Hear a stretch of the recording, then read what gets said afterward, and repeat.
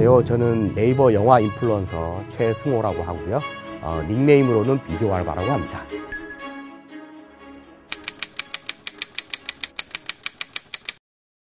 어떻게 인증을 해드려야 되는지 모르겠는데요. 남들만큼 러브레터에 많은 애정을 보이고 사랑을 했던 사람으로서 특히나 영화 현업에 있으면서 러브레터와 더 접점이 가까워지고 그러면서 러브레터와 연관이 되는 일을 하게 된 사람이라 제 이력을 찾아보시거나 아니면 지금 이 순간에도 가장 러브레터를 사랑하는 사람 중 한 명이라고 자부할 수 있습니다.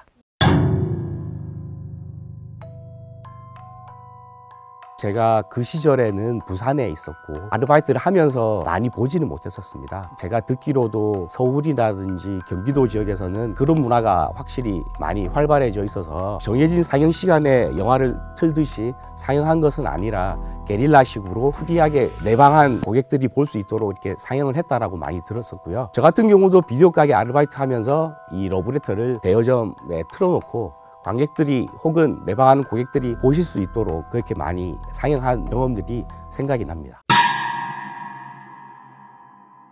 무조건 불법이죠.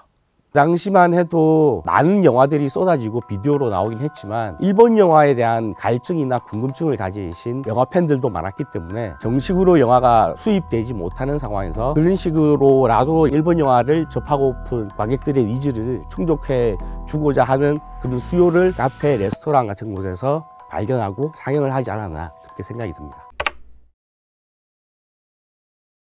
제가 비디오 가게 아르바이트 했던 시절은 94년부터 2001년까지였고요. 중간에 군 복무하던 시절 한 2년 정도를 빼고 한 5년 정도를 일을 했었습니다. 당시만 해도 극장 아니면 비디오 정도만 관람하는 게 영화를 사랑하는 거의 전부였던 시절이라 일본 영화가 수입되지 못하는 상황에서 일본 영화를 볼 수 있는 통로는 거의 없었고 대학교 영화 동아리 같은 곳에서 게릴라식으로 틀어주는 일본 영화라든지 자막도 없는 버전의 열악한 화면으로 즐기는 영화들이 많았어요.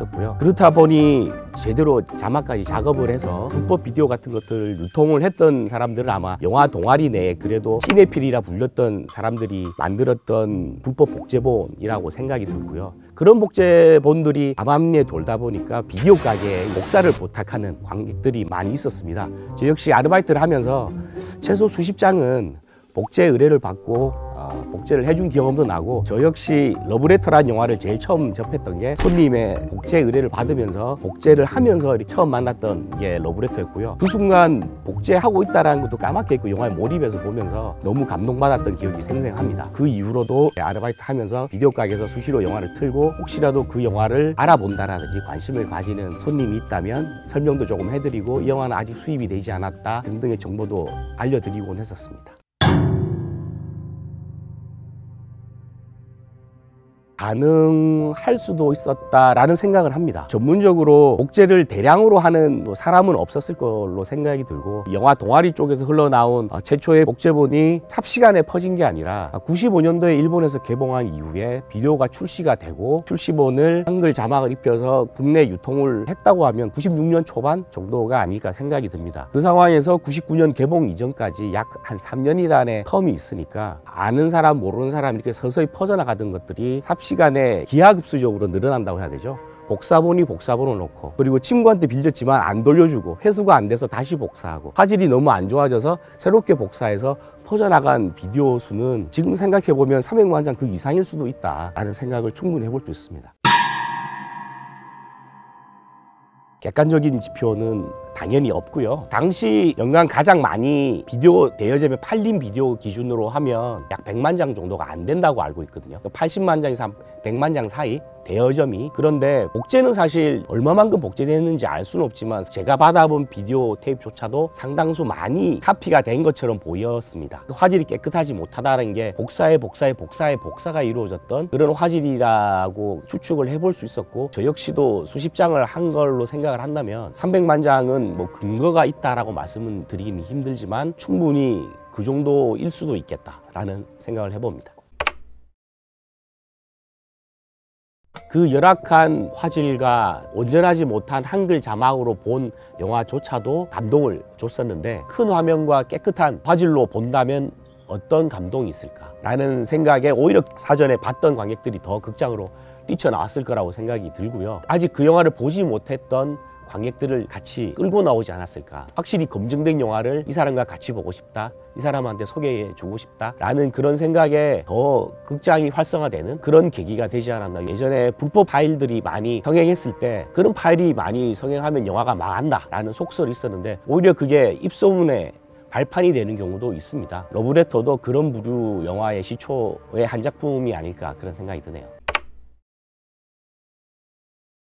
700만까지는 잘 모르겠습니다만 지금 공식적으로 잡혀있던 게 최초 개봉 때 서울 75만이었고 그 당시만 해도 2차 개봉관, 3차 개봉관 스코어가 집계가 정확하게 안 되던 시절이기 때문에 그걸 합쳐서 아마 서울 110만이 넘어가는 스코어가 될 것 같고요. 보통 서울 관객 곱하기 3배수가 전국 관객 수가 됩니다. 보통은 그렇게 되면 300만이 훌쩍 넘는 관객 수가 되는 셈이고 집계되지 않은 부분까지 합치면은 400만, 500만 정도까지는 예측해 볼 수 있겠지만 700만은 사실 현실적으로 조금 어렵지 않나. 그 스코어 정도면 역대 흥행 1위, 당시 타이타닉이나 쉬리 같은 작품들이 전국 550만에서 600만 전후의 스코어였기 때문에 350, 400만 정도가 보통의 스코어 정도로 예측해 볼 수 있는 구간이라고 생각합니다.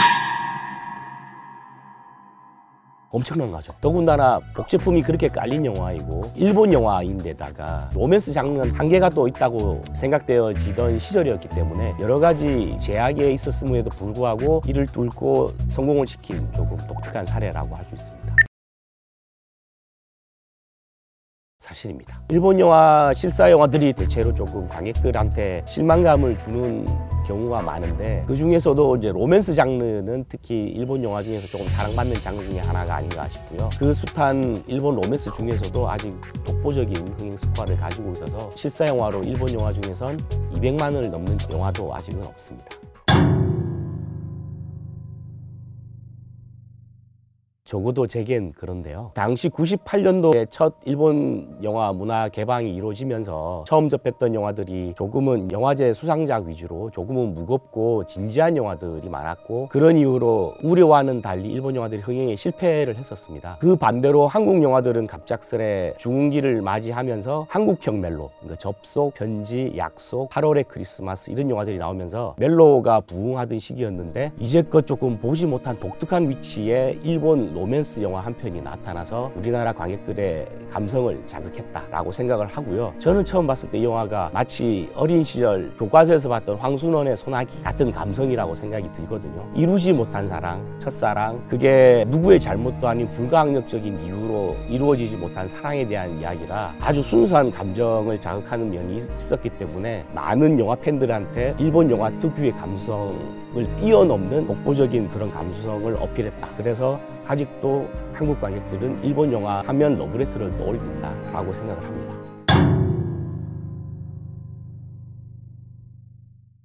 일본의 당시 95년 흥행 성적이 기록되어 있지 않습니다. 일본에서 개봉했을 당시 1위로 출발했다라는 기사를 접한 적은 있고요. 숱한 1위 작품 중에 한 편이지만 대대적인 흥행은 하지 못했다라는 걸 추측해 볼 수 있고요. 당시 95년도는 우리나라처럼 일본도 다이아드 3가 흥행 1위를 차지하고 제일 큰 흥행작이었는데 그 중에서 러브레터는 크게 눈에 띄진 않았던 것 같고 지금의 MZ세대나 동시에 영화 팬이었던 분들에게도 물어봐도 일본 관객들에게는 러브레터는 상당히 낯선 영화다. 한국, 대만 그리고 홍콩 등지에서 오히려 더 이 작품에 대해서 많이 언급을 하고 지금까지도 꾸준히 사랑을 받는 걸 보면 일본은 확실히 나머지 아시아 국가 대비 이 작품에 대한 관심도는 떨어졌던 것 같다 라고 생각이 듭니다. 내용적으로 다를 수도 있을 거고 이 영화를 받아들이는 관객 입장에서도 마음이 다르다고 생각을 합니다. 8번이나 재개봉할 정도면 누군가는 우스갯소리로 또브레터다라고 말씀도 하시는데 그만큼 관객들이 꾸준히 찾아주시고 시즌성이 강한 영화라 그렇게 많이 재개봉을 하지 않았을까 싶고요. 이게 굳이 뭐 연말 분위기가 나는 그런 성탄 시즌의 영화가 아니고 온전히 겨울 시즌을 통틀어서 꾸준히 떠오르는 영화이기 때문에 재개봉을 꾸준히 했었고 또 올해도 30주년을 맞이해서 자막의 의역이라든지 오역을 고치고 99년 개봉 당시에 세로 자막으로 복원을 하면서 다시 개봉하는 그 느낌 그리고 이 영화가 벌써 30년이 되었다 낡지 않았다라는 그 느낌으로 관객들이 보신다면 그 30주년 그 자체로 의미가 있지 않을까 그렇게 생각합니다. 제대로 된 정식 버전의 30주년 스페셜 에디션 이렇게 부를 수 있지 않을까 싶습니다. 새롭게 새 단장해서 가장 99년 상영본의 근사치로 그리고 감독의 의도와 가장 근접하게 새롭게 자막을 만들어서 상영되는 버전이기 때문에 충분히 그런 의미를 담아서 개봉했다고 말할 수 있을 것 같습니다. 이 인터뷰를 하기 직전에 제가 99년 11월 21일 일요일 러브레터 관람 티켓을 이렇게 보여드리기도 했었고요. 보물입니다. 네. 그리고 제가 이 극장과 영화업계에 발을 디디면서 99년 개봉 버전의 필름을 어렵사리 최초 수입사에게 대여를 해서 제 블로그 이웃분들과 함께 시사를 가진 적이 2번 있습니다. 그리고 국내 첫 재개봉 당시에 이 영화를 CGV에서 단독 개봉하고 상영을 하게끔 조금 메이킹을 한 그런 이력도 있습니다.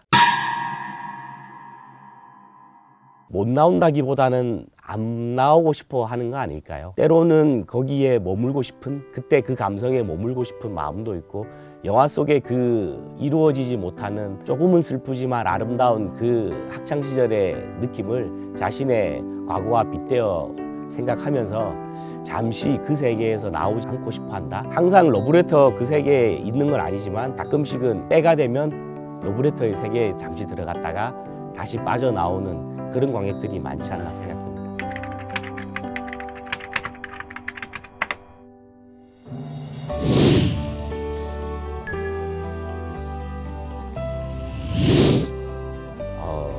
한국 관객들과 영화를 보신다면 저 더할 나위 없이 영광이겠지만 뭐 가까운 일본에서라도 지켜봐 주셨으면 좋겠고 말씀드리고 싶은 건 따로 없지만 제가 준비한 건